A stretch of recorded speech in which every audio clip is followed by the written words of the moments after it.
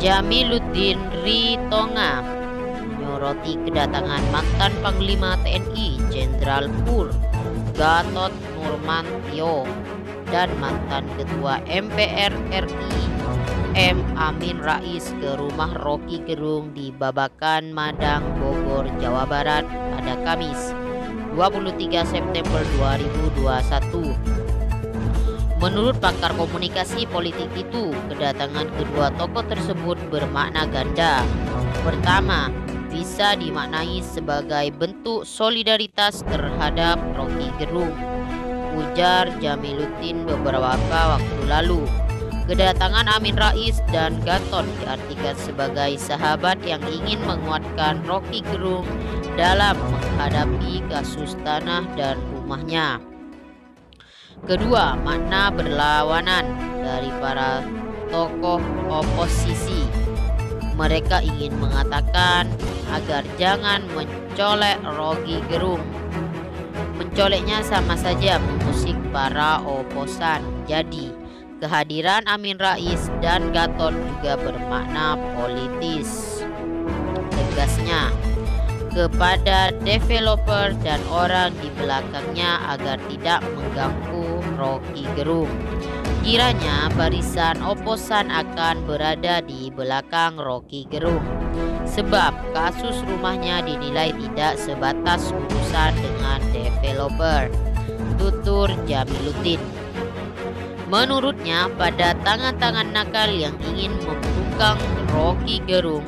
Karena itu, para oposan dan pro-demokrasi sayogianya mendukung sepenuhnya berlawanan Rocky Gerung untuk mempertahankan haknya berupa tanah dan rumah. Jamiluddin menegaskan keadilan harus ditegakkan agar tangan-tangan nakal tidak seenaknya berbuat zalim di negeri tercinta. Namun di sisi lain, Ketua Majelis Syuro Partai Umat Amin Rais berbicara juga mengenai masalah Rocky Gerung dan PT Sentui GT Tbk. Menurutnya, masalah tersebut seperti kasus Gunung Es. Saya ingin bicara tentang sengketa Rocky Gerung melawan PT Sentui GT Tbk. Sengketa tanah antara Rocky Gerung versus Sentui GT merupakan kasus gunung es. Artinya, terdapat masalah yang luar biasa besarnya dalam kasus pertahanan di negara kita.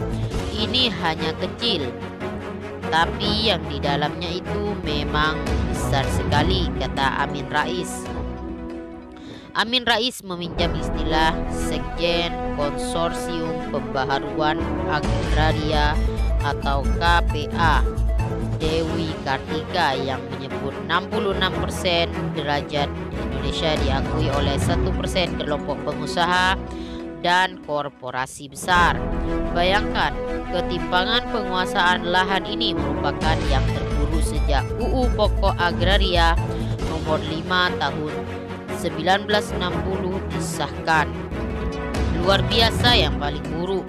Amin Rais mengatakan bahwa PT Sentul GT menguasai 3.000 hektar tanah di Kabupaten Bogor serta tahun 2009.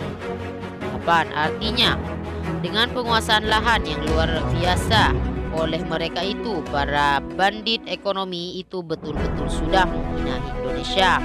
Amin Rais mengaku pernah dihujat karena meningkatkan Presiden Joko Widodo dengan hanya membagikan sertifikat ke rakyat kecil.